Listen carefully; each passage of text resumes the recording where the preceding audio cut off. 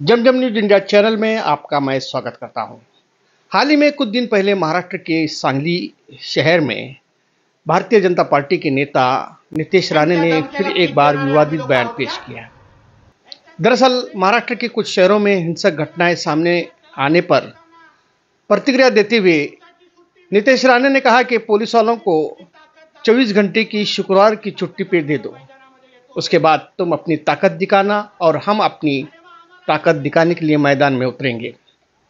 वहीं नीतीश राणे के इस बयान पर मजलिस-ए-इत्तेहादुल मुस्लिमीन के अध्यक्ष तथा नेता माने जाने वाले वारिस पठान ने खुली धमकी देते हुए कहा कि अगर नीतीश राणे मस्जिद में आएगा तो 2 टांगों पर आएगा और जाएगा तो स्ट्रेचर पर जाएगा। इस मामले को लेकर बड़ा गंभीर प्रश्न सामने आ रहा है।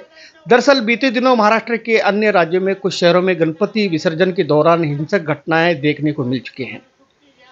इन्हीं घटनाओं को लेकर महाराष्ट्र के सांगली में बीजेपी नेता नीतीश राणे ने एक सभा के दौरान अपनी प्रतिक्रिया दी है कि नीतीश राणे ने सभा में कहा है कि पुलिस वालों को 24 घंटे की छुट्टी पे दे दो, उसके बाद अपनी ताकत दिखाना हम चाहते हैं और हम हमारी ताकत दिखाने के लिए मैदान में उतरेंगे। और उन्होंने कहा कि इनकी धमकियों से हम डरने वाले नहीं हैं। इनको कहना चाहता हूं कि पुलिस वालों को 1 दिन की छुट्टी पर दे दो और वो दिन, छुट्टी का दिन शुक्रवार रहना चाहिए। हमारी ताकत दिखाने के लिए मैदान में उतरेंगे। फिर हमें भी देखना है कि उस दिन के बाद दूसरे सुबह हिंदू दिखते हैं कि मुसलमान दिखते हैं। आप जानते हैं कि देश में हिंदू और मुसलमान को लेकर बहुत बड़ा तनाजा फैलते जा रहा है। नीतीश राणे ने आए दिन मुसलमानों के विरोध में जो भाष्य करते हैं वो संविधान के विरुद्ध है। हमारे देश के हित में इस बात को नहीं लिया जा सकता है कि हमारे देश में सभी जाति धर्म के लोग यहाँ पर एकता और अखंडता के साथ रहते आए हुए हैं। इस मामले को लेकर जब कंपटीशन होता है नीतीश राणे का, तो इधर से यमाम मजलिस-ए-इत्तेहादुल मुस्लिमीन के नेता भी मुंह तोड़ जवाब देते हैं। आइए हम आपको एक बात बताना चाहते हैं कि वारिस पठान ने क्या कहा। वारिस पठान मुंबई के जो मजलिस-ए-इत्तेहादुल मुस्लिमीन के एमएलए रह चुके हैं और फिलहाल वो नेता के रूप में पहचाने जाते हैं। उन्होंने कहा कि अगर ये बात मैंने कही होती तो मुझे जेल भेजा होता। नीतीश राणे बोलते हैं कि मुसलमानों की मस्जिद में घुसकर मारेंगे। मजलिस-ए-इत्तेहादुल मुस्लिमीन के वारिस पठान ने क्या कहते हैं? नीतीश राणे तो बोलते हैं कि मस्जिद में घुसकर मारेंगे। मस्जिद में आएगा तो 2 टांगों पर आएगा और जाएगा तो स्ट्रेचर पर जाएगा।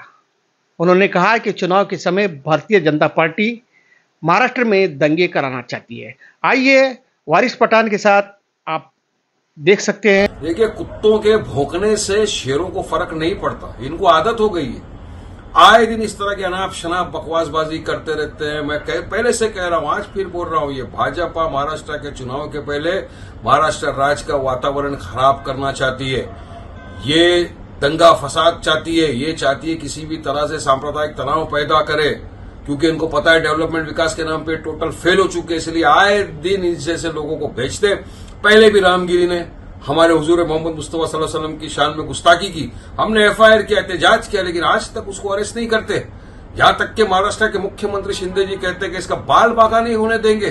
अरे दिलों को ठेस पहुंचाइए दुनिया भर के मुसलमानों को, आप उसका कुछ नहीं करते। यही राणे पिछली बार भी कहा था, मुसलमानों को मस्जिद में घुस घुस के मारेंगे, चुन चुन के मारेंगे। आजा बेटा, बैठे आजा, मस्जिद में आएगा 2 टांग पे जाएगा तो स्ट्रेचर पे ही तू। डरते नहीं, हम चुड़िया पहन के नहीं बैठे, हम तुम कायदे कानून का पालन करते हैं, इसके लिए खामोश बैठे। और हमारी खामोशी का इतना इम्तिहान मत लो। मुसलमान कायदे को मान रहा है इसलिए खामोश है, डरता किसी के बाप से भी नहीं है।